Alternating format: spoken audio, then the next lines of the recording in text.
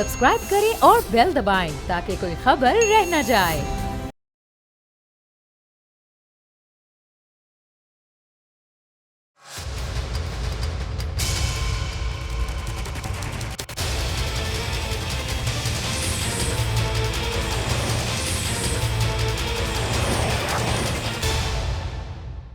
अस्सलाम वालेकुम, आप देख रहे हैं प्रोग्राम बस बहुत हो गया। मैं हूं अरबाब जहांगीर। पाकिस्तान में आज तक ऐसे इलेक्शन मुनक्किद नहीं हो सके कि जिन पर धांधली का इल्जाम ना लगा हो, और शायद यही वजह है कि तहरीक इंसाफ की हुकूमत ने आइंदा इंतखाबात इलेक्ट्रॉनिक वोटिंग मशीन के जरिए करवाने का फैसला किया है। दुनिया के ज्यादातर ममालिक में पाकिस्तान की तरह का ही वोटिंग का निज़ाम है, लेकिन ऐसा बहुत ही कम सुनने को मिला है कि कहीं से कोई धांधली की शिकायत आती हो। इलेक्शन में धांधली को रोकने के लिए हुकूमत ईवीएम के इस्तेमाल पर बज़िद है, तो अपोजिशन इस पर किसी भी तरह राजी होने को तैयार नहीं है।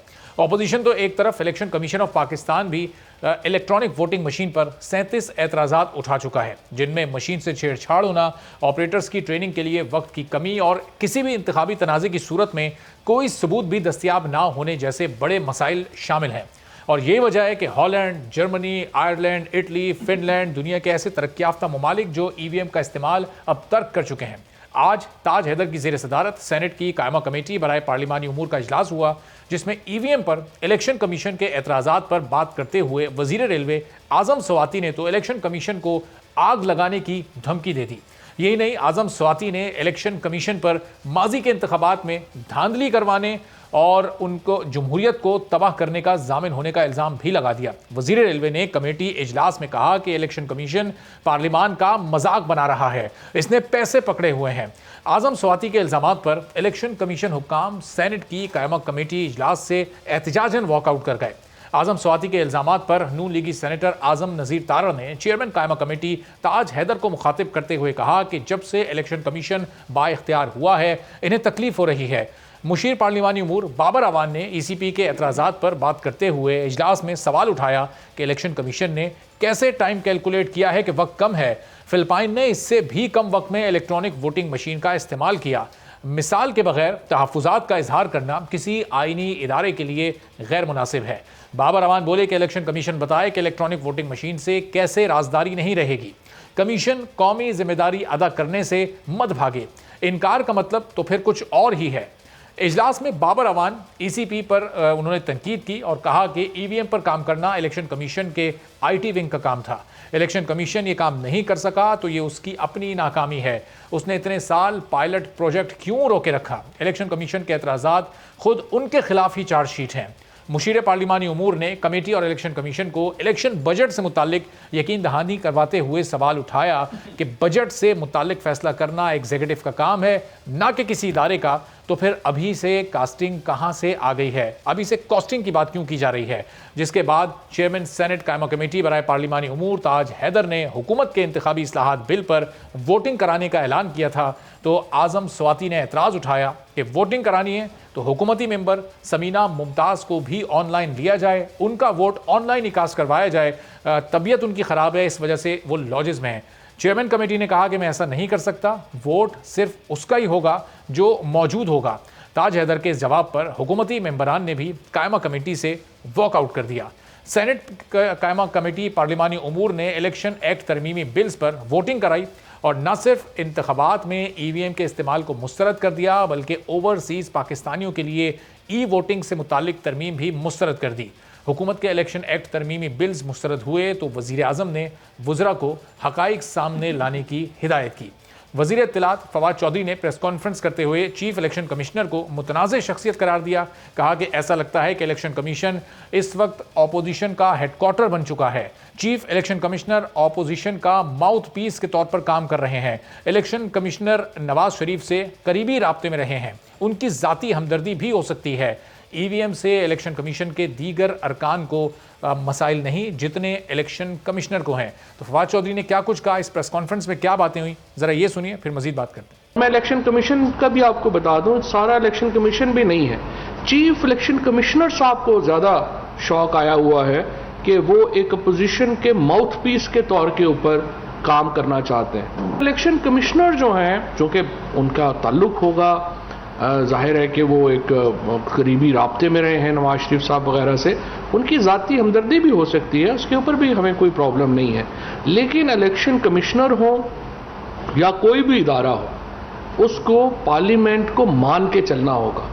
तो फवाद चौधरी साहब चीफ इलेक्शन कमिश्नर पर ये इल्ज़ाम लगा रहे हैं कि उनकी मियां नवाज शरीफ साहब से कुर्बत है और उनकी हमदर्दियां उनके साथ हैं, अपोजिशन के माउथ पीस के तौर पर वो काम कर रहे हैं और ईवीएम पर इलेक्शन कमीशन के दीगर अरकान को एतराज़ नहीं था। Chief election commissioner Sikandar Sultan Raja को ज़्यादा एतराज़ है और वो कुछ मीडिया खेल रहे हैं। तो अब से कुछ देर पहले सिकंदर सुल्तान राजा साहब से हमारी बात हुई, हमारी कोशिश थी कि वो प्रोग्राम में आएँ और यहाँ पर आकर वो अपना मौक़िफ़ दें, अपनी पोजीशन वाज़े करें, अपना स्टांस क्लियर करें, लेकिन उन्होंने कहा कि मैं अभी मीडिया में आकर इस पर कोई रद्द-ए-अमल नहीं देना चाहता।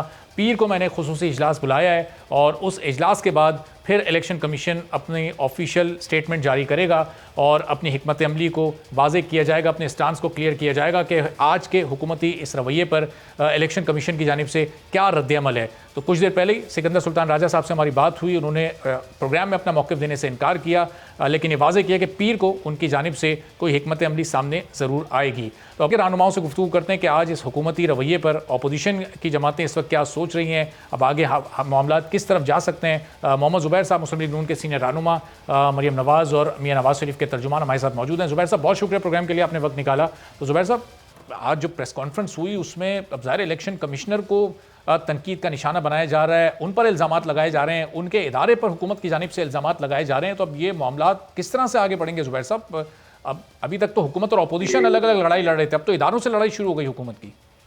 जी, एक तो यही सबसे पहले जो बात है, इस सारे ये तो मशीन वाली बात तो पीछे रह गई है। एक हमारे ऊपर इल्ज़ाम लगाया जाता था, आज भी इल्ज़ाम लगाया जाता है कि इदारों की तस्दीक करते हैं, इदारों को घसीट के बीच में लेके आते हैं।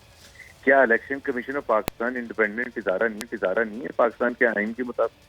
क्या उसको वो रिस्पेक्ट नहीं मिलनी चाहिए जो किसी भी इदारे को मिलनी चाहिए? ये क्या कि सिलेक्टिव बेसिस पर इस इदारे की तो तस्दीक हो सकती है, इस इदारे पर ये कहा जा सकता है। अब आप सोचें कि सेनेट कमेटी में ये कहा गया कि इन्होंने पैसे पकड़े और वो कहा है वफाकी वजीर ने, किसी ऑपोजिशन लीडर ने नहीं कहा। अपनी तरफ तो कहते हैं ना जी, वो जी इमरान खान जब वो ऑपोजिशन लीडर थे उस वक्त उन्होंने फौज को क्रिटिसाइज किया था और 50,000 दफा किया था। हुकूमत में आने के बाद जाहिर है क्यों करेंगे क्रिटिसाइज। तो इलेक्शन कमीशन को कहा कि इनका आग लगा देनी चाहिए, जहन्नम में चले जाएं, और फिर ये भी कह दिया कि इलेक्शन कमीशन वाले सियासत कर रहे हैं और अगर सियासत करनी तो वो छोड़ दीजिए। प्रेशर ये एक नाजी जो सिस्टम होता है ना, फैसिज्म होते हैं, फैसिज्म में आप इदारों को इस तरह से अटैक करते हैं कि ताकि वो बिल्कुल पीछे हट जाए। अगर आपको बिल्कुल इतराज हो सकता है आपको इलेक्शन कमीशन के कंडक्ट पर, और आपका राइट भी बनता है हुकूमत का या ऑपोजिशन का, किसी पार्टी का, कि वो एक इतराजात करे और एक तरीके से करे कि जी ये हमारे इतराजात हैं, आपके सेंसेस जो आपने इतराजात किए थे उनका ये जवाब है। तो फिर तो कोई लॉजिक भी बनती।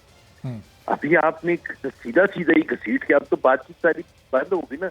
एक तरफ खड़े हैं इलेक्शन कमीशन ऑफ पाकिस्तान और एक तरफ खड़ी है हुकूमत पाकिस्तान। अब 2 साल पहले पाकिस्तान की तारीख इतनी खराब है इलेक्शन के हवाले से कि 2 साल पहले कभी इतने कंट्रोवर्शियल नहीं हुए थे जिसके अभी 2 साल रहते हैं इलेक्शनों में जी। इस माहौल में जिस इदारे ने इलेक्शन करना है, कंडक्ट करना है, मशीन से हो मशीन ना हो, वो इतना ज्यादा अब कंट्रोवर्शियल हो चुका है कि अब इलेक्शन कमीशन अगर कुछ एक्सेप्ट करता है हुकूमत की बात, ऐसी बात है ऑपोजिशन कहेगी डर गए, इनको डरा दिया गया। बिल्कुल।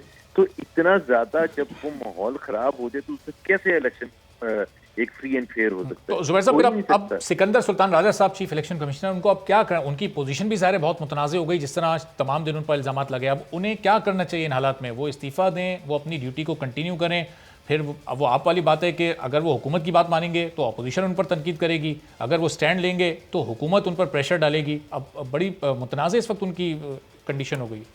देखिए जी, बहुत ही देखिए ना, अब मसला ये है कि मैं नहीं कहता कि किसी इदारे के चीफ को क्रिटिसाइज करना चाहिए, लेकिन एक इदारा जो कि इलेक्शन कमीशन है जिसने इलेक्शन करवाने, अगर उसके पास तो चॉइस ही नहीं है कि जी चलें वो अपना काम करता रहेगा, अपना कौन सा काम करता रहेगा, उसने जो भी काम करना है वो डोमेन उसकी पॉलिटिक्स है, वो तो सारे पॉलिटिकल पार्टीज को ऑन बोर्ड लेके करनी हो। उन्होंने वो सारे पॉलिटिकल पार्टीज बशमूल हुकूमत की पार्टी को कन्विंस और सेटिस्फाई करना है, फिर जाके इलेक्शन होगा। अगर इलेक्शन से पहले ये हाल हो जाए तो इलेक्शन के बाद तो खुद खराबा होगा। ये मैं आपको बता रहा हूँ, डेडलीस्ट इलेक्शन होगा 2023 का, या जब भी, या उससे पहले होगा। अब मैं आपको ये सिर्फ आपके चैनल के तवज्जुह से ये बताना चाहता हूँ, ये किसी को बर्दाश्त नहीं करते। एक जस्टिस फाइज ईसा है ना, जस्टिस फाइज ईसा का इन्होंने देख लिया कि ये अपना उनका इंडिपेंडेंट माइंड है, तो प्रेसिडेंट साहब ने वो कर दी, फाइल कर दिया रेफरेंस करके। जब वो सुप्रीम जुडिशियल काउंसिल ने रेफरेंस को फारिग किया था तो प्रेसिडेंट साहब को रिजाइन कर देना चाहिए था। लेकिन आपने डायरेक्ट अटैक किया था एक सिटिंग जज पर, विदाउट एनी इंफॉर्मेशन, विदाउट मतलब गोइंग टू, जो उन्होंने लिखा था ना, अपना माइंड ही नहीं इस्तेमाल किया था। भाई प्रेसिडेंट का काम ये तो नहीं होता कि वो पोस्ट ऑफिस है कि एक तरफ से प्राइम मिनिस्टर ने भेजा और आपने उसको आगे भेज दिया रेफरेंस।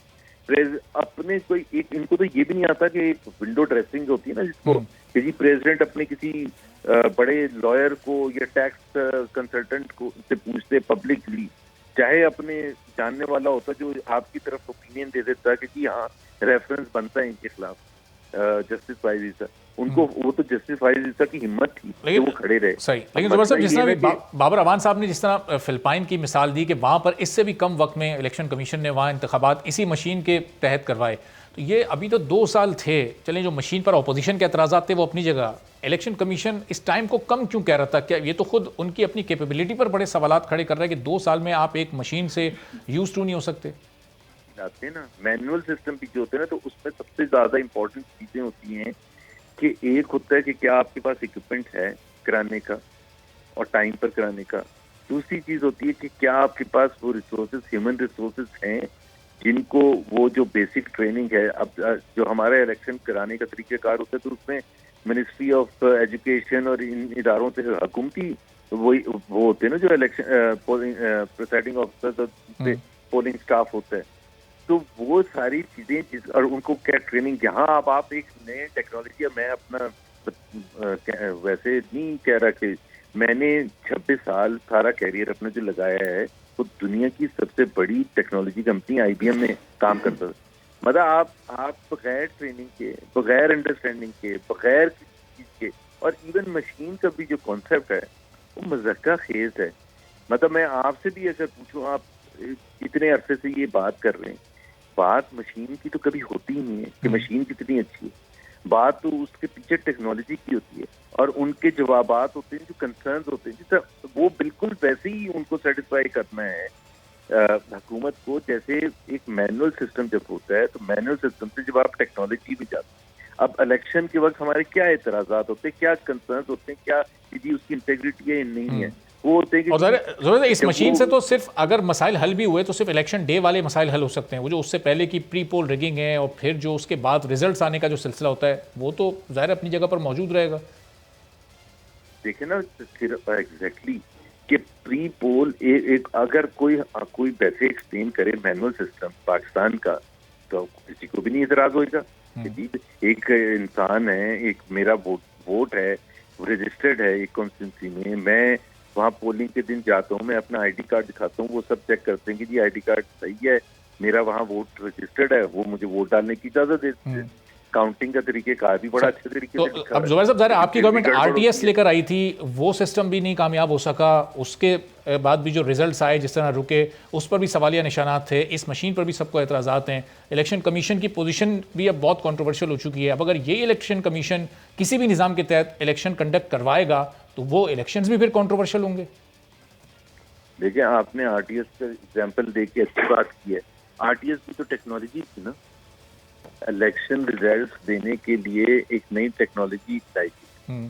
टेक्नोलॉजी के में सबसे बड़ा जो चैलेंज होता है कि मैनुअल सिस्टम अगर फंस जाए तो कम से कम उसमें बैकअप बड़ा आसान होता है, लेकिन टेक्नोलॉजी जब डाउन हो जाए तो उसका तरीकेकार ही, तो ऑल ओवर पाकिस्तान अगर आप इतनी बड़ी चीज करेंगे और उसको आप इम्प्लीमेंट करने की कोशिश करेंगे और लाखों मशीनें होंगी, लाखों में से अगर 10% फेल होगी उस दिन, तो ये सारे सवालात है ना, आपको जवाब देने हैं। तो उसमें टेक्निकल सपोर्ट कहाँ से मिलेगी उस वक्त? काउंटिंग में कोई गड़बड़ हो जाए। और दूसरी बात होती है, मैं आपको एक चीज बताता हूँ आपके नाज़रीन के लिए जी। एक इसमें टर्मिनोलॉजी होती है गार्बेज इन गार्बेज आउट। अगर इन्होंने प्रोग्राम ऐसे सेटअप किया कि हर चौथा वोट जो है पीटीआई का निकले, तो हर चौथा वोट पीटीआई का ही निकलेगा।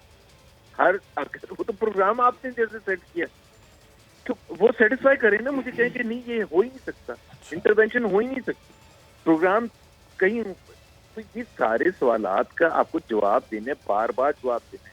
टेक्नोलॉजी कंपनीज को आप बुला लें, आप बाहर की कंपनीज को बुला लें, आप ये डांट टपट से थ्रेट करके इस तरह से तो नहीं मनवा। तो अगर ये अगले इलेक्शन अगर इसमें किसी टेक्नोलॉजी का इस्तेमाल नहीं होता, इस ईवीएम को भी आप साइड में कर दें, आरटीएस भी इस्तेमाल नहीं होता, वो मैनुअल तरीके से इलेक्शन करवाए जाते हैं, तो फिर वो भी तो साफ शफाफ नहीं होंगे, क्योंकि अभी तक कहीं कोई इस तरह की इस्लाहात तो लेकर आई नहीं गई, हुकूमत और अपोजिशन ने बैठकर कंसल्टेशन तो की नहीं। ताल्लुक नहीं होता, प्लीज अंडरस्टैंड करें, ये बिल्कुल गलत घोषणा है कि इस्लाहात। ये कहाँ लिखा हुआ है कि काउंटिंग करने के वक्त आप पोलिंग एजेंट को धक्के देके बाहर निकाल देंगे? तो वो या जो डस्का में हुआ था, डस्का में जो उसकी कोई इंक्वायरी हुई है कि जो 20 प्रिसाइडिंग ऑफिसर थे वो डब्बे लेके चले गए थे, उसमें कौन सा कानून, उसमें कौन सा रिफॉर्म होने? भाई आपको नहीं लेके जाने ना, ये कौन सा, ये पूरी कौम को अजीब मंतक पर लगा देते हैं कि रिफॉर्म। भाई कौन सा रिफॉर्म कि डब्बे आप उठा के, या अगर आप डब्बे भरना शुरू कर दे, मैं किसी पीपल्स पार्टी पीटीआई या पीएमएलएन की बात कर रहा, अगर आप इलेक्शन कंडक्ट करना चाहते हैं, सारी दुनिया में होते हैं ना, फ्रांस में कौन सा कोई ईवीएम सिस्टम है, रिजेक्ट कर दिया उन्होंने, स्वीडन में रिजेक्ट कर दिया, 80 कंट्रीज ने रिजेक्ट कर दिया। तो जहां रिजेक्ट हुआ तो वो जिस सिस्टम पर है, और जहां सबसे मॉडर्न सिस्टम था, आपने देखा अभी जो प्रेसिडेंशियल इलेक्शन हुआ था ट्रंप का, ट्रंप ने कहा जी धांधली हो गई। तो इससे थोड़ा ताल्लुक होता है कि जी आप सिस्टम को, टेक्नोलॉजी को भी अपने फेवर में मोल्ड कर सकते हैं और मैनुअल सिस्टम को भी कर सकते हैं। अगर आपकी नीयत खराब है, अगर आपने पार्टियां तोड़ के, डरा धमका के, सही। अच्छा जुबैर साहब, जब इस्लाहात की टर्म इस्तेमाल की जाती है तो उससे मतलब तो वो निज़ाम की शफाफियत है ना, चाहे वो मैनुअल निज़ाम ही है। अभी जब NA 249 में कादिर मंदुखेल साहब वाला इलेक्शन था, मिफ्ता इस्माइल साहब वहाँ हारे, आप खुद वहाँ मौजूद थे, रात 11:30-12 बजे आपने प्रेस कॉन्फ्रेंस की, फॉर्म 45 उस वक्त तक नहीं मिल पा रहे थे, तो ये 2-3 घंटों में पोलिंग स्टेशन से रिजल्ट कलेक्ट करके 8:30-9 बजे तक क्यों अनाउंस नहीं हो पाता? इसी निज़ाम में तो इस्लाहात लानी है ना सर। एक सेकंड, वो जो है ना, वो मैंने उस वक्त भी कहा था, उसके बाद मैंने 10-50 दफा टीवी पर ये कहा है कि हमारे जो एतराज़ात थे वो उस वक्त इलेक्शन रिजल्ट के डिले से मुतालिक थे, और उस वक्त हमने इलेक्शन कमीशन को, मैंने भी मशवरा दिया था कि 1 दिन के बाद या 2 दिन के बाद अगर आप ये प्रेस कॉन्फ्रेंस करके लोगों को ये सेटिस्फाई करें कि क्यों रिजल्ट डिले हुए थे। तो बड़ा सिंपल था, इसमें रिफॉर्म्स का तो कोई ताल्लुक ही नहीं है भाई। इससे रिफॉर्म्स का आप मुझे बता दें, क्या इससे रिफॉर्म्स क्या हो सकते हैं भाई? NA 249 में जो जितने भी पोलिंग स्टेशन हैं वो बहुत ही छोटे रेडियस में, को बलूचिस्तान की तरह तो नहीं, पता नहीं कहाँ से रिजल्ट बन। तो हम ये कह रहे थे कि जब आपकी काउंटिंग जो है, और आपने देखा लो टर्नआउट था, बहुत ही लो टर्नआउट था, 15,000 कुछ पर तो जीत गए थे जो पीपल्स पार्टी के साथ थे, 15,000 ही तकरीबन मिफ्ता इस्माइल को मिले थे। तो हमारा क्वेश्चन ये एक वो तो बनता है, कल को आप मैनुअल वो कोई भी सिस्टम ले आए। और जाहिर जुबैर साहब, और जिस इलेक्शन की अभी आप बात कर रहे हैं उसमें तो जाहिर है पाकिस्तान तहरीक इंसाफ का इन्फ्लुएंस कहीं नहीं हो सकता। उसमें तो ज़ाहिर है यहाँ पाकिस्तान पीपल्स पार्टी जीती, सिंध में गवर्नमेंट भी उनकी है, इलेक्शन भी आप उन्हीं से हारे, तो वो डस्का का केस बिल्कुल अलग था, कराची का केस बिल्कुल अलग था। बिल्कुल अलग था ना। दोनों में जो गलतियां थी, वो गलतियां ये नहीं थी कि जी कानून नहीं है या रिफॉर्म से ठीक हो जाएंगी। और 2 चीजें मैं वजाहत करना चाहता हूँ। एक तो हमेशा इम्प्रूवमेंट होती है हर इदारे में, हर चीज में। दूसरी चीज ये होती है कि टेक्नोलॉजी शुड बी वेलकम्ड। हम कब अगेंस्ट है टेक्नोलॉजी से? लेकिन टेक्नोलॉजी बिल्कुल ऐसे ही है, एक बैंक में जब जाके आप एक प्रपोजल देते हैं कि हम आपका जितना भी ये निज़ाम है जिसमें प्रॉफिट कैलकुलेशन होती है, उसको हम सारा टेक्नोलॉजी के थ्रू कैलकुलेट कर देंगे। और जुबैर साहब, जब NA 249 की आप बात करते हैं तो इसका मतलब कि इलेक्शन कमीशन के अंदर भी अपनी खामियां मौजूद हैं, वो उन खामियों को भी अभी तक वो खुद से नहीं दूर कर पा रहा। हुकूमत तो आज़ाद और खुद मुख्तार उसको करे, मजबूत करे, लेकिन उसके अपने अंदर भी कैपेबिलिटी के इश्यूज हैं। प्लीज देखें ना, अब आप डिबेट को पता नहीं कहाँ लेके जाएंगे, और यही एक होता है तरीका। नहीं, मैं बस ये जिसकी गलती नहीं, ये आखिरी सवाल है आपसे, बस मैं इस डिबेट को कहीं और नहीं ले जा रहा। सुन लें। ये आज जो हुआ है उसका इससे किसी चीज से ताल्लुक नहीं है, ना ईवीएम से ना किसी और चीज से। आज जो हुकूमती वज़रा ने किया है वो उस पर अगर फोकस रखे ना कि क्या ये इदारों की तज़हीक है कि नहीं है, क्या इदारों को इस तरह से एक्सक्यूज करना चाहिए या नहीं करना चाहिए, क्या इस अगर आप वो डिबेट कर देंगे कि सिस्टम कौन सा होना चाहिए तो एक और डिबेट है। लेकिन आज जो हुआ है प्लीज डाइल्यूट ना करें।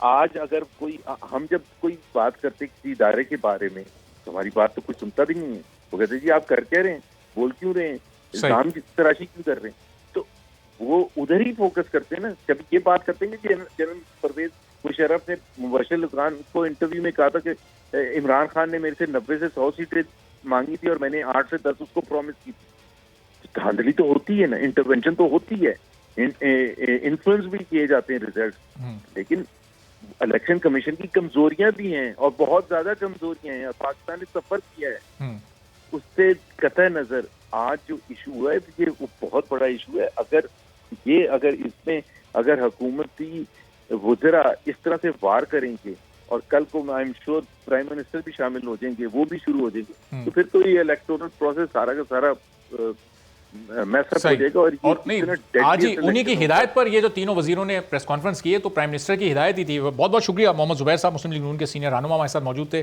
पाकिस्तान पीपल्स पार्टी के सीनियर मंजूर साहब हमारे साथ मौजूद हैं। तो चौधरी साहब, ये आज जो कुछ भी हुआ ज़ाहिर है इससे अब इलेक्शन कमीशन को बड़ा मुतनाज़ इस पूरी एक्टिविटी ने बना दिया है। अब ये अगले इलेक्शन जब भी हों, अगर ये इलेक्शन कमीशन कंडक्ट करता है वो इस मशीन ईवीएम के तहत हों, वो किसी और निज़ाम के तहत हों, वो तो बड़े कंट्रोवर्शियल हो जाएंगे। हुकूमत और इदारे अब आमने सामने आ गए। बहुत शुक्रिया आपका। मुझे नहीं समझ आई आपके सवाल की। आप ये क्यों नहीं कह रहे कि हुकूमत कंट्रोवर्शियल होगी?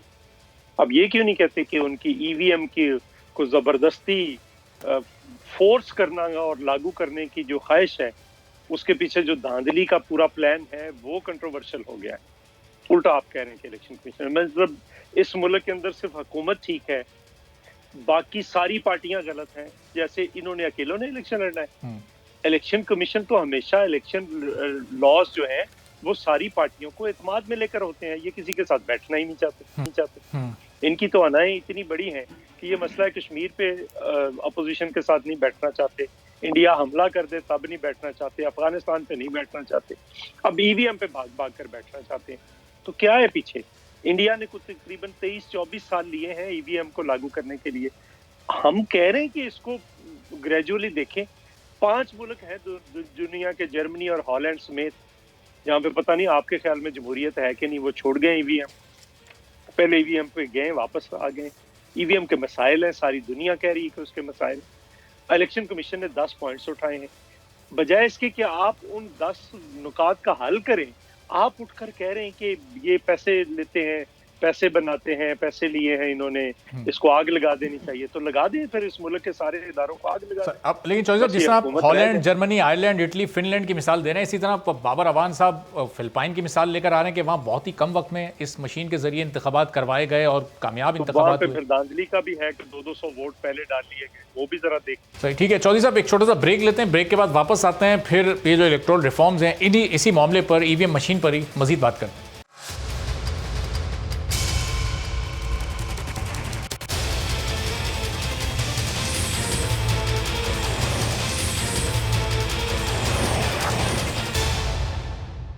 प्रोग्राम में एक बार फिर आपको खुशामदीद कहते हैं। पाकिस्तान पीपल्स पार्टी के सीनियर रहनुमा चौधरी मंजूर साहब हमारे साथ मौजूद हैं।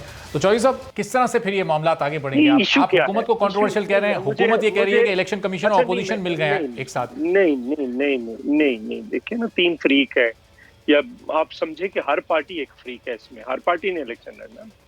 और दूसरी बात ये है कि मुझे ये बताएं आप कि इलेक्शन का मतलब क्या है? ईवीएम क्यों ये जबरदस्ती करना चाहिए? असल मसला है कि election fair, free and just होने चाहिए। ये है ना, शफाफ, गैर जानबदाराना और मुनसफाना होने चाहिए। ये है ना इलेक्शन कमीशन का रोल। बिल्कुल, उसमें उसको सपोर्ट करनी चाहिए ना जो इलेक्शन कमीशन चाहे। अब वो कहते हैं कि नहीं, हम फैसला करेंगे कि इलेक्शन कैसे होना है। इन्होंने फैसला करना है, वो एक आईनी इदारा है, आप उसको इस तरह से तस्लील कर रहे हैं उस आईनी इदारे की, ये कौन सा तरीका है? ये तो जब माजी में जब आरटीएस का इस्तेमाल किया गया तो वो आरटीएस भी वो हुकूमत ही लेकर आई थी, फिर इलेक्शन कमीशन ने उसको उसके जरिए कंडक्ट करवाया इलेक्शन, तो बैठ गया ना, एक तजर्बा गलत हो गया ना मशीनों का, तो आप एक दूसरा करना चाह रहे हैं, फिर एक गलत तजर्बा करना चाहते हैं, बजाय इसके कि उन्होंने जो एतराजात उठाए हैं, जो सियासी पार्टियों ने एतराजात उठाए हैं, उनको आप जवाब दें, आप बुलडोज करना चाहते हैं, आप उल्टा बदतमीजी कर रहे हैं।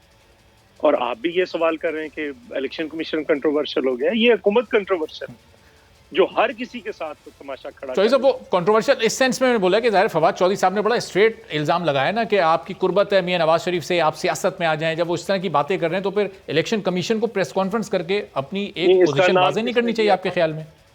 इसका नाम किसने दिया था? हुकूमत ने। जब नाम दे रहे थे उस वक्त नहीं पता था कुर्बत है, उस वक्त भी पता था कि ये सईद मेहदी साहब का दामाद है। सईद मेहदी साहब के बेटे को कमिश्नर और चीफ कमिश्नर इस्लामाबाद और चेयरमैन सीडीए लगाया हुआ है, वो नहीं पता सर? वो कुर्बत नहीं है। ज़ाहिर वो नाम देते हुए उस वक्त तो जिस तरह चेयरमैन नैब गुज़िश्ता हुकूमत ने पीपल्स पार्टी और नून लीग ने मिलकर लगाया, आज उन्हीं के खिलाफ से वो लोग एतराज़ात करते हैं, तो वो लगाते वक्त पता नहीं क्या तवक्कुआत होती हैं और फिर जब थोड़ा टाइम हो जाता है उसके बाद फिर ख्यालात बदल जाते हैं सियासी जमात। नहीं, मसला ये नहीं है, मसला आप गलत साइड पे बहस को लेकर जा रहे हैं। मसला ये है कि इलेक्शन सभी पार्टियों ने लड़ने, बिल्कुल इलेक्शन कमीशन भी राजी हो जाए तो क्या हो जाए फर्ज कर निकलने के लिए, बाकी पार्टियां नहीं मानती और वो समझती हैं कि ये धांधली का एक तरीकेकार तय कर रहे हैं, धांधली को करना चाहते हैं, धांधली करना चाहते हैं, तो आप क्यों जबरदस्ती वो चीज करना चाहते हैं जो बाकी पार्टियां नहीं मान रही? तो ये क्या बात हुई? तो आप कैसे समझाएंगे अब हुकूमत को? चौधरी साहब, आप जाहिर है हुकूमत भी अपनी जिद पर अड़ी हुई है, अपोजिशन जमातें भी अपनी जगह पर तो हर चीज पे जिद कर रही है, इतना जोर जितना ईवीएम पे लगा रहे हैं, इतना चीनी सस्ती करने पे तो नहीं लगाया। आटा एक हफ्ते में 13 दफा, एक महीने में 13 दफा महंगा हो गया। चीनी आज इन्होंने खरीदी है 2000 मेट्रिक टन या 2 लाख, मुझे एग्जैक्ट नहीं पता, 124 रुपए पे पोर्ट पे पड़ेगी। आप गैस उस वक्त खरीद रहे हैं जब महंगी हो रही है, तेल उस वक्त खरीद रहे हैं जब महंगा हो रहा है ना। आप अपनी नैली को ये एक्चुअल आप लोगों को एक देना चाह रहे होते हैं, एक दे देते हैं कि आपने सिर्फ लोगों के इश्यूज पे बहस नहीं करानी, बस ईवीएम इस मुल्क का सबसे बड़ा मसला है, रोटी इस मुल्क का बड़ा मसला नहीं है, रोजगार इस मुल्क का, गुर्बत, भूख, बीमारी, ये कोई मसले नहीं है। आपने सिर्फ ईवीएम दे देनी है, रोज एक बहस, एक नया कोई तमाशा ढूंढ के ले आते हैं। ये तो इस तरह से है, रोम में जब कैद पड़ता था ना, तो रोम के बादशाह जो थे वो गंदम नहीं मंगवाया करते थे, अफ्रीका से शेर मंगवाया करते थे और उनको भूखे रखकर उनके आगे गुलाम छोड़ देते थे, और लोग जो थे वो तालियां बजाते थे और फिर घर चले जाते थे सैम कर। लेकिन चौधरी साहब, ये जितने भी मसाइल आप गिनवा रहे हैं तो बिल्कुल जेन्युइन इशूज हैं और पूरी आवाम इस वक्त देख रही है, और अगर भी तो बहस होनी चाहिए ना साथ साथ। नहीं हो रही, पिछले 8 दिन से 10 दिन से ईवीएम तमाशा उन्होंने खड़ा किया हुआ है। और उसके नीचे जो आज 1 रुपया 83 पैसे बिजली की कीमत में फिर इजाफा कर दिया, ये छोटा मसला है। आप इससे मुतासर नहीं होंगे, मैं नहीं होऊंगा, बिल्कुल हर शख्स मुतासर होगा, कैमरामैन नहीं होगा, बिल्कुल। और जब हुकूमत के नुमाइंदे आते हैं, हर शख्स ने मुतासर होना, जब हुकूमत के नुमाइंदे आते हैं, जाहिर है उनके सामने ये सवालात रखते भी हैं, वो फिर एक बार माजी की हुकूमतों को जिम्मेदार ठहराते हैं। माजी की हुकूमतों को इन्होंने जो 2 रुपए वाला था, सबसे जो बिल्कुल पिसा हुआ तबका, यानी गरीब तरीन जो तबका है, उसका 2 रुपए यूनिट था, इन्होंने उठाकर 5 रुपए 95 पैसे कर दिए। कुछ शर्म है इनको?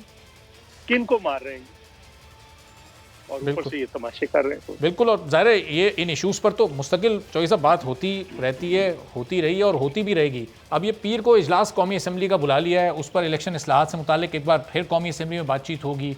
अब इस इजलास के बाद क्या हो जाएगा? अपोजिशन को राजी करने की कोशिश कर रहे हैं, अपोजिशन तो कन्विंस होने वाली नहीं है, आपकी तजवीज़ पर ये नहीं मान रहे। मैं एक लम्हे के लिए आपकी बात को मान लेता हूँ, फर्ज कर लें एक लम्हे के लिए कि गवर्नमेंट जो है ना वो जबरदस्ती करना चाहती, कर लेगी, फिर क्या होगा? इलेक्शन हो जाएगा। क्यों एक मुल्क को एक ऐसे जंगल की तरफ धकेल रहे हैं जहाँ पे तबाही हो, बर्बादी? आप कन्विंस करने के बजाय आप धमकियां दे रहे हैं। जब दलील नहीं होती तब धमकी आती है ना। आज क्या रवैया है? ये किसी वजीर का रवैया है। और मौसूफ पे कितने इल्जाम हैं जरा देख लें। जरा जरा निकाल कर देख लें रेलवे के अंदर क्या हो रहा है, जरा निकाल कर देखें, जरा किसी दिन रेलवे के ऊपर भी तो करें ना। बिल्कुल, जो ट्रेन साहब जिस दिन भी रेलवे का कोई हादसा होता है उस दिन जाहिर है वो नहीं सारे फैक्ट्स और फिगर्स हम अभी शेयर करते ट्रेन हैं। अभी ट्रेन दी है, इन्होंने प्राइवेटाइज की। पिछले साल कोरोना के बावजूद जो ज्यादा मुनाफा कमाया था उसे कम कीमत पे दे दी। कोई पूछने वाला है? कोई पूछने वाला नहीं। सारा जो स्क्रैप पड़ा है रेलवे बगैर ऑप्शन के दिया जा रहा है, कोई पूछने वाला है? नहीं है। खसारा बढ़ गया है, कोई पूछने वाला है? नहीं है। अपना एक बंदा लाकर बिठा दिया है जिसको सुप्रीम कोर्ट ने कहा है कि ये आप कैसे ला सकते हैं सेक्रेटरी की मर्जी के बगैर, कोई पूछने वाला नहीं। और वो जाकर धमकियां देते हैं इलेक्शन कमीशन को, आग लगा देनी चाहिए, तबाह कर देना चाहिए। सही। अब चॉइस ऑफ जाहिर है, लेकिन फिर वही अब इन हालात में आगे क्या सूरत हाल बनेगी? ये पाकिस्तान पीपल्स पार्टी अपनी अलग ऑपोजिशन कर रही है, पीडीएम की बाकी जमातें अपनी अलग ऑपोजिशन कर रही हैं, ऑपोजिशन भी इस वक्त तकसीम हुई हुई है, आप लोग भी एक पॉइंट पर कहीं मुत्तहिद नहीं है, नजर नहीं आ रही। नहीं, कैसे मुत्तहिद नहीं है? इस जो इश्यूज हैं उन पे मुत्तहिद है। इस इशू पे सारी पार्टियां कह रही कि नहीं, हम कह रहे हैं कि पहले उसका ट्रायल शुरू करें। वो कहते नहीं, इस इलेक्शन से पहले लानी है। क्या मकसद है गवर्नमेंट का? क्या मकसद करना क्या? कुछ अभी तक ऑपोजिशन को इस मशीन को दिखाया गया? वैसे जो इतना बड़ा मसला बनी हुई है, कुछ टीवी प्रोग्राम्स में तो शिबली फराज साहब लेकर आए हैं। मैंने कई वोट, आप क्या बात कर रहे हैं? मैंने वोट किए हुए हैं, कास्ट किए हुए हैं। हमारा कसूर बाहर का इलेक्शन ईवीएम पे हुआ है, छोड़ें इस बात। अच्छा, तो वहाँ फिर वो सेटिस्फाइड? मैं इंडिया गया था वहाँ पे देखने, 2012 में गया था मैं। मुझे मेरी पार्टी ने भेजा था कि वहाँ पे देख कर आओ, सारा उनसे पूछ कर आओ। मैं वहाँ पे इलेक्शन कमीशन को मिला, लोगों से मिला, बात की, सारा किया। अभी ये जबरदस्ती, मतलब इस मुल्क के अंदर तो वैसे ही इलेक्शन को असल मसला ये है कि इस इलेक्शन में पार्टियां ना तोड़ी जाएं, ना नई पार्टियां जबरदस्ती बनाई जाएं, किंग्स पार्टियां ना बनाई जाएं, लोगों को ना इधर इन पार्टियों से उठाकर उधर ले जाते हैं, उधर से उठाकर इधर ले जाते हैं। ये सारे इश्यूज हैं। ईवीएम तो वायद हाल नहीं है। ईवीएम के जरिए तो वो कोई खराबी करना चाहते हैं। तो इससे पहले आरटीएस भी फेल हुआ, अब ये ईवीएम भी ऑपोजिशन और इलेक्शन कमीशन की नज़र में ज़ाहिर फेल है, सिर्फ हुकूमत इसकी सपोर्ट में। फिर ये इलेक्शन किस निज़ाम के तहत करवाया जाए? ये बिल्कुल इसको मैनुअल कर दिया जाए? जो निज़ाम पहले है मैनुअल ही चलेगा, मैनुअल होगा। जो मैक्सिमम ये कर सकते हैं वो कर नहीं रहे। अब ज्यादा इसको ये करें कि आप जाए, एक बंदा वहाँ पे उसकी शनाख्त हो, वो अंगूठा रखे या अपना कार्ड दे, उसी वक्त वो पता चल जाए उसको, वो करके तो आप उसी मशीन में से एक वोट निकल आए और वो वोट दें उसको, वो जाके अपना वोट कास्ट करके डिब्बे में डाल दें। पहले मरने पे ये करें, लेकिन वो तो करना ही नहीं चाहते ना, वो तो तमाशा खड़ा करना। लेकिन फिर चॉइस ऑफ इस निज़ाम पर, जिस निज़ाम की आप बात कर रहे हैं, इस पर तो माजी में कितने धांधली के इल्ज़ामात फिर लगते रहे हैं। उसमें वोटिंग का टाइम ख़त्म होने के बाद भी वोट्स लगते रहे हैं, फिर उसमें वो ठप्पे लगाने वाला इल्ज़ाम भी आ जाता है। फिर इन इल्ज़ामात को कैसे दूर किया जाएगा? ये इस निज़ाम को कैसे दुरुस्त किया जाएगा? तो इसमें जो सिंगापुर में हुआ कि 200 वोट पहले ही डाल लिए गए, उसका क्या करेंगे? वहाँ पे तो 2-4 ठप्पे लगते हैं ना, जहाँ पे ठप्पे लगते हैं वहाँ पे लोग फिर रीपोल के लिए आते हैं, पकड़े जाते हैं, बैग होते हैं, सारा कुछ होता है। इसका क्या करेंगे? सही। अब चॉइस साहब, ये जो जिस तरह की धमकियां भी इलेक्शन कमीशन को दी गई हैं, इन धमकियों के खिलाफ क्या इलेक्शन कमीशन कहीं कोई कार्रवाई कानूनी तौर पर कर सकता है? आपको लगता है ऐसा, या सिर्फ प्रेस कॉन्फ्रेंस के जरिए अपनी पोजीशन बताई जा सकती है?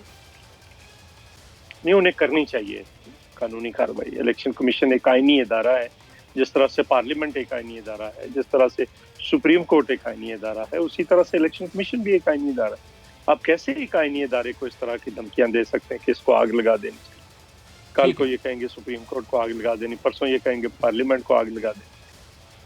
ठीक है, बहुत बहुत शुक्रिया। चौधरी मंजूर साहब पाकिस्तान पीपल्स पार्टी के सीनियर रहनुमा गुफ्तगू कर रहे थे, और मोहम्मद जुबैर साहब की तरह चौधरी मंजूर साहब ने भी अपोजिशन के आज के इस रवैये की और इन इल्ज़ामात की मजम्मत की है, और कहा है कि जिस वक्त चीफ इलेक्शन कमिश्नर का तकर्रुर हो रहा था, अगर उनकी कहीं कोई सियासी वाबस्तगी या कुर्बत थी तो उस वक्त हुकूमत को सोचना चाहिए था। एक ब्रेक लेते हैं और ब्रेक के बाद वापस आएंगे तो पाकिस्तान तहरीक इंसाफ की नुमाइंदगी हमारे साथ होगी, सदाकत अली अब्बासी साहब होंगे, उनसे जानेंगे कि अब हुकूमत इस रवैये को किस तरह से डिफेंड करेगी। एक ब्रेक के बाद।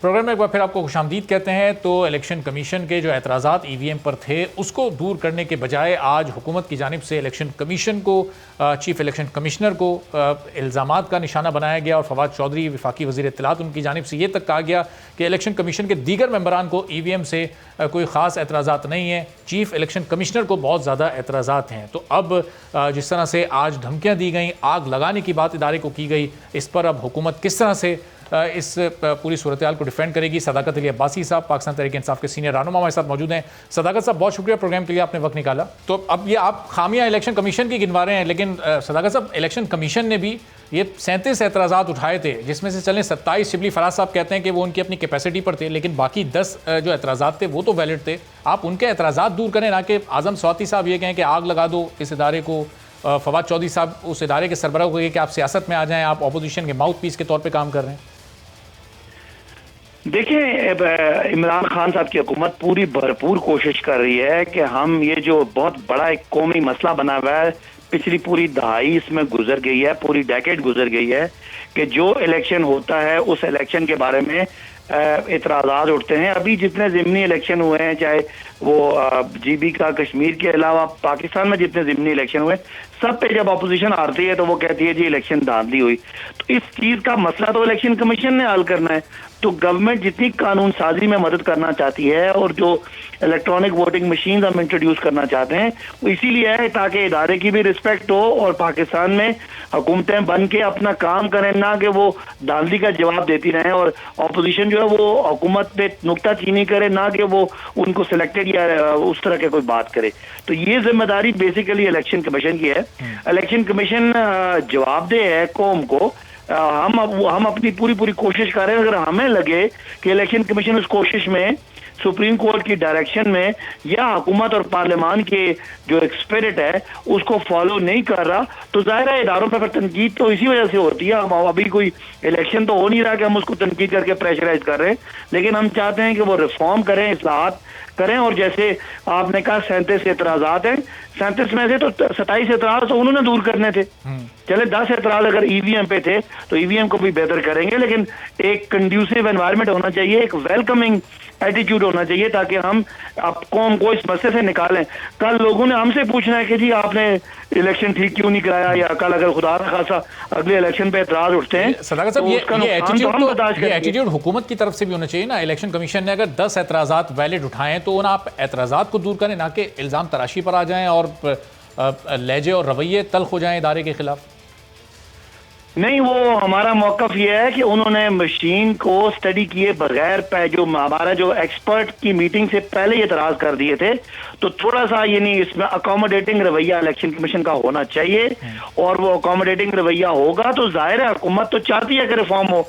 हम तो चाहते हैं कि इलेक्शन कमीशन का क्या, किसी ऑपोजिशन के किसी मेंबर का भी इलेक्शन कमीशन के जो एतराज़ात थे ये उस डेमो के बाद आए थे जो साइंस और टेक्नोलॉजी के वजीर शिबली फराज साहब ने उस मशीन का डेमो दिया था। उसके बाद तकरीबन हफ्ता 8 दिन के बाद ये एतराज़ात इलेक्शन कमीशन के सामने आए। नहीं, इलेक्शन कमीशन के साथ एक हमारा तय था कि हमारा एक एक्सपर्ट की टीम जाएगी जो उनको पूरा एक्सप्लेन करेगी और एतराज़ात को उनको टेक्निकली जवाब देगी। उससे पहले ये एतराज़ आ गए थे, तो शिबली फराज साहब की जो प्रेस कॉन्फ्रेंस थी वो ये थी कि हमने अभी एक्सपर्ट भेजने थे और एक दिन एक्सपर्ट भेजने से पहले ही एतराज़ आ गया, जिसमें इलेक्शन कमीशन की जो न्यूट्रलिटी है वो डाउटफुल होगी कि जी वो क्यों एक पार्टी बने हुए। तो ये चीज़ है, और ये मेरा ख्याल है इदारों को अपनी अपनी डोमेन में रह के कोई भी इदारा, चाहे वो कोर्ट्स हो चाहे वो कोई और हो, वो पार्लियामान सबसे सुप्रीम है। पार्लियामान अवाम की राय के जरिए कानून साजी करती है और उसका भी एक तरीका ले डाउन है। उस कानून साजी में हम कानून साजी करने का इख्तियार रखते हैं और इलेक्शन कमीशन ने उसको एग्जीक्यूट करना है, लेकिन ऐसा ना लगे ना कि इलेक्शन कमीशन चाहता ही नहीं है कि रिफॉर्म हो। देखिए सदाकत साहब, अगर इलेक्शन कमीशन पर भी आप उसकी कैपेसिटी से बड़ा बोझ डाल देंगे तो वो कैसे एग्जीक्यूट करेगा? इसकी ट्रेनिंग, मशीन की ट्रेनिंग का बड़ा इशू है। 2 साल से भी कम का वक्त है। पाकिस्तान में लाखों पोलिंग स्टेशन होते हैं, चलें बड़े शहरों के पोलिंग स्टेशन में तो इसकी ट्रेनिंग शायद बासानी दे दी जाए। वो जो गाँव देहात के दूर दराज के पोलिंग स्टेशन हैं जहाँ कोई तालीम का मेयार इतना ज़्यादा बेहतर नहीं है, शरह ख़वानदगी बहुत कम है, वहाँ पर जाकर किस तरह से इलेक्शन कमीशन इतने कम मुख्तसर वक्त में ट्रेन कर सकेगा अपने स्टाफ को?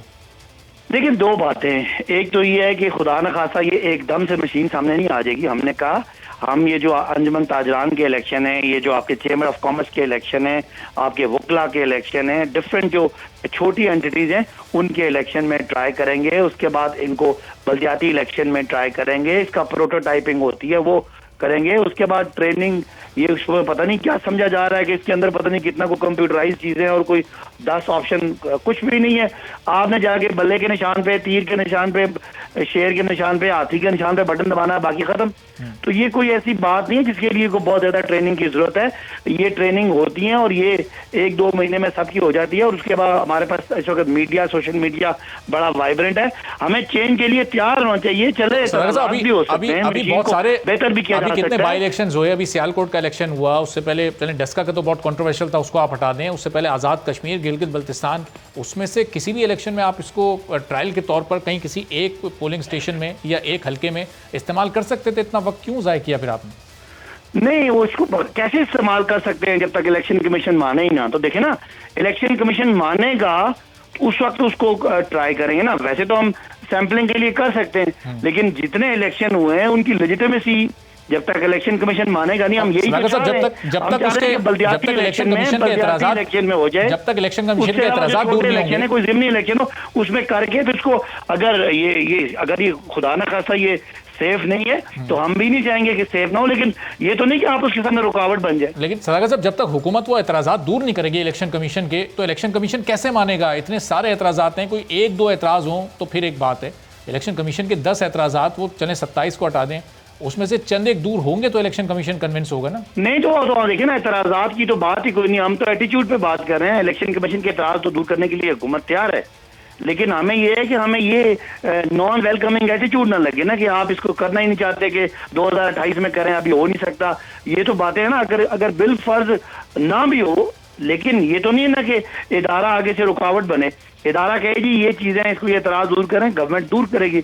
लेकिन हमें ये लग रहा है कि जिस तरह फवाद चौधरी साहब ने कहा कि ये कोई खास एक स्पेसिफिक ऑपोजिशन का नैरेटिव लेके अगर कोई इदारा आएगा तो उससे फिर जाहिर है आगे चलने में मुश्किलात होंगी। और जो हम रिफॉर्म करना चाहते हैं, अदलिया में रिफॉर्म करना चाहते हैं, इदारों में करना चाहते हैं, उस रिफॉर्म के लिए उन इदारों की तरफ से भी हमें पॉजिटिव एटीट्यूड की जरूरत है। वो प्रैक्टिकली एतराज करें, लेकिन वो तो बिल्कुल यानी आगे से एक सदाकत साहब, लेकिन आज जो पूरी एक्टिविटी हुई है, इससे तो बहुत ज्यादा हुकूमत और इलेक्शन कमीशन में तलखी बढ़ गई है। अब अगर इलेक्शन कमीशन नहीं ये तमाम एतराज़ात आप दूर कर पाते और वो नहीं इसके हक में होता तो फिर क्या होगा? फिर जबरन एक कानून पास करवा के आप इसको नाफिज करेंगे? देखिए, हमें कानून पास करने के लिए इलेक्शन की इजाजत की जरूरत नहीं है, ये सबको समझना है। कानून पास करने के लिए ना हमें किसी कोर्ट से पूछने की जरूरत है, ना किसी और इदारे से पूछने की जरूरत है। पार्लियामान सुप्रीम है, वो कोई भी कानून अक्सरियत से बना सकता है। हाँ, उस कानून की जो तरीकाकार है वो इलेक्शन कमीशन ने, जो उस इलेक्शन कमीशन ने बनाना है उसके वक्त बात हो सकती है। इलेक्शन कमीशन से पूछ के कानून बनाने की कोई मेरा ख्याल है ऐसी ना कोई जरूरत है और ना ये कोई आईनी रिक्वायरमेंट है। लेकिन सदाकत साहब, ये हॉलैंड, जर्मनी, आयरलैंड, इटली, ये इतने बड़े बड़े ममालिक में इसको इस्तेमाल करने के बाद मुस्तरद कर दिया गया, तो आखिर कहीं कोई वजूहात होंगी, कोई ऐसे एतराज़ात, कोई खामियां होंगी जो उन्होंने इसको मुस्तरद किया? वरना क्यों इसको आप इतने मुश्किल मुल्कों के नाम क्यों लेते हैं? आपके साथ ही मुल्क, आपके पड़ोसी मुल्क इंडिया, जिसका कल्चर, जिसकी रवायात, जिसमें तालीम, जिसका दीगर चीजें हमसे मिलती हैं, वहाँ इलेक्ट्रॉनिक वोटिंग मशीनें इस्तेमाल होती हैं और वहाँ पे इलेक्शन होते हैं, कोई दांधी नहीं, शोर शराबा होता। ये मिसालें बहुत सारी हैं और बहुत सारी इसमें इंप्रूवमेंट है। टेक्नोलॉजी जब आती है तो उसमें बहुत सारे बग्स भी होते हैं। लेकिन ये मुश्किल मुल्कों के नाम इसलिए लेने पड़ रहे हैं क्योंकि खान साहब जब भी बात करते हैं वो हमेशा वेस्ट की बात करते हैं, वो हमेशा यूरोप की बात करते हैं। वो बताते हैं कि वहाँ के कल्चर को उनसे बेहतर कोई नहीं जानता। तो फिर उन्हें ये क्यों नहीं पता कि हॉलैंड में इसका इस्तेमाल नहीं होता, जर्मनी में नहीं होता, आयरलैंड में नहीं होता, फिनलैंड में नहीं होता, इटली में नहीं होता? ये वही ममालिक है जिनके कल्चर को बड़ा बेहतर समझते हैं। नहीं, वो कल्चर को समझना और बात है। वो तो उनके कोई जो बेहतर मॉडल है, हर मुल्क में अपनी अपनी बात है। लेकिन अगर हमारा आपने माहौल या हमारा पॉलिटिकल माइंडसेट या हमारा कल्चर अगर आपने कंपेयर करना है तो आप रीजन से करेंगे। रीजन में वहाँ के अदालती सिस्टम की मिसालें देते हैं और वो वहाँ के पुलिसिंग सिस्टम की मिसालें देते हैं। यानी वो एक इंतहा पसंदी है, लेकिन उसके बावजूद इलेक्शन उनका फेयर माना जाता है। लेकिन वहाँ के अदालती सिस्टम की खान साहब मिसालें देते हैं, वहाँ के पुलिसिंग सिस्टम की मिसालें देते हैं, वहाँ के इलेक्शन निज़ाम को भी फेयर मानते हैं। तो वो इलेक्शन निज़ाम इस मशीन के तहत तो नहीं हो रहा। फिर इसको यहाँ पर नाफिज करने की जब अपोजिशन राज़ी नहीं है, इलेक्शन कमीशन राज़ी नहीं है, फिर क्यों हुकूमत धौंस और धमकी के जरिए कोशिश कर रही है? देखिए आप मुझे पूरा बोलने दीजिएगा। अच्छा। ऑपोजिशन कहती है कि इलेक्शन में धांधली होती है, ऑपोजिशन कहती है कि हम सिलेक्टेड हैं। अच्छा ठीक है जी, वो कि निज़ाम शफाफ नहीं है। अब ऑपोजिशन या तो शफाफ कोई मॉडल मुतबादल दे दे, या हमारे मुतबादल को तस्लीम कर ले, या हमारे मुतबादल के में से कोई 4 नुक्ते निकाल दे, फिर तो हम कहें वो सिंसियर है। एक तरफ वो कहते हैं उनके साथ धांधली हुई है, दूसरी तरफ कहते हैं और इसी निज़ाम से धांधली हुई है, और दूसरी तरफ कहते हैं हमें यही निज़ाम चाहिए। अब मुझे बताएं, आपको लॉजिक नजर आती है? हम कहते हैं ठीक है जी आपका गिला है तो हम निज़ाम को बेहतर करते हैं, हमारा निज़ाम हमने ये मुतबादल दिया है, आप इस मुतबादल में बेहतरी करके मजीद कहेंगे ये चीज़ें करें, हम करने के लिए तैयार है। ये तो कोई नहीं ना, हम कानून साजी तो हमारा इख्तियार है, हमारा हक है, हमारा एक राइट है। तो हम अगर अपोजिशन हमें नहीं मानती, अपोजिशन की तो आपस में कोई नहीं मानता। शहबाज शरीफ बयान देते हैं, मरियम उनको बयान को काउंटर कर देती है। मरियम जो एक दिन कहती है पीपल्स पार्टी जिंदाबाद, तो उस दिन बिलावल साहब उनको पटवारी कहते हैं। वो तो किसी एक बात पे खुद नहीं आते, तो कौन सी ऑपोजिशन? आप नून लीग से बात करें, आपने मरियम से बात करनी है तो और बात करनी है, शहबाज साहब से बात करनी है तो और करनी है। पीडीएम में मौलाना की बात और है, मौलाना कहते हैं कि बिलावल साहब जो है वो सिलेक्टेड है और सिलेक्टेड होने जा रहे हैं। तो इस तरह की बातें, बिलावल साहब कहते हैं कि मौलाना वो पहले से सिलेक्टेड है।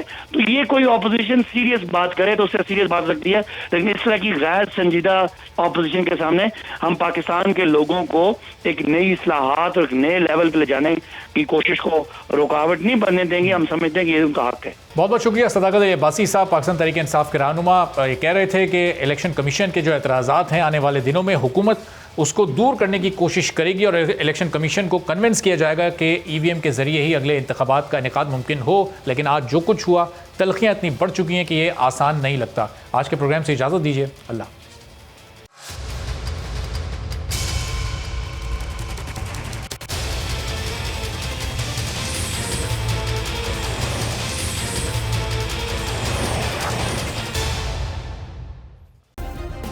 सब्सक्राइब करें और बेल दबाएं ताकि कोई खबर रह न जाए।